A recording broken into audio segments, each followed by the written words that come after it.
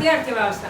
आज हम पढ़ेंगे राज्य व्यवस्था भारतीय संविधान की पॉलिटी, और उसमें हम देखेंगे कि संविधान जब बन रहा था तो कौन सी सभाएं हुई थी, कौन कौन से लोग इसमें शामिल हुए थे, कितने महिलाओं ने इसमें भाग लिया था, कौन मतलब, ठीक है ना, ये सारी चीजें देख लेते हैं। चलिए स्टार्ट करते हैं। भारत की संविधान सभा का परामर्शदाता कौन था? भारतीय संविधान सभा में परामर्श ये किसने बताया था कि भाई एक भारतीय संविधान होना चाहिए हमारा? तो इसमें परामर्श कौन देते थे? वो थे आपके BN राव। सबसे बुजुर्ग थे, सबसे इंटेलिजेंट।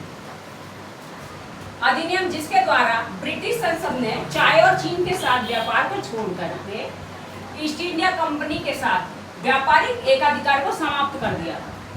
सिर्फ दो ही व्यापार चलेंगे, चाय के साथ और चीन के साथ, बाकी सब खत्म कर दिए। तो कौन सा अधिनियम था? वो था आपका 1813 का अधिनियम। नेक्स्ट है ब्रिटिश भारत।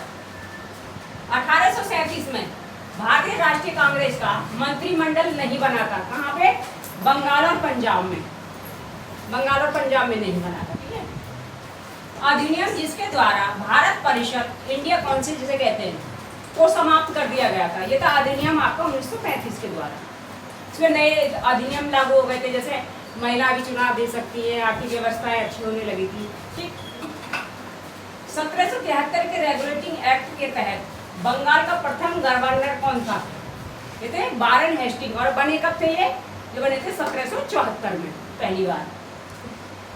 वह एक्ट जिसके द्वारा बंगाल यानी कलकत्ता में उच्च न्यायालय की स्थापना की गई थी 1773 रेगुलेटिंग एक्ट के द्वारा। हम फिलहाल संविधान निर्मात्री सभा के में जाने के अलावा अन्य किसी बात से बंधे नहीं है। ये किसने कहा था? ये कहा था M.A. जिन्ना, मोहम्मद अली जिन्ना ने। भारतीय राजनीतिक प्रणाली को कहा जाता है, क्या कहा जाता है? अर्धसंघात्मक।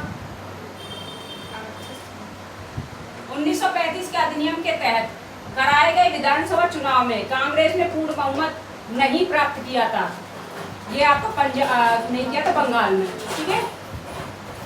फिर है आपका ब्रिटिश सरकार का अधिनियम जिसने पहली बार भारत में शिक्षा के लिए 1 लाख रुपए दिए थे। वो था आपका चार्टर अधिनियम 1813।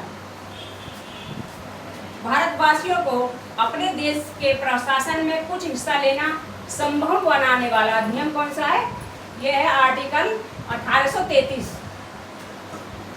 केंद्र में जिस अधिनियम विधायिका की व्यवस्था की गई थी 1919 के अधिनियम द्वारा, वह अधिनियम जिसके फलस्वरूप बर्मा भारत से अलग हो गया था, वो था आपका गवर्नमेंट ऑफ इंडिया एक्ट 1935 के द्वारा। Okay guys, thank you very much.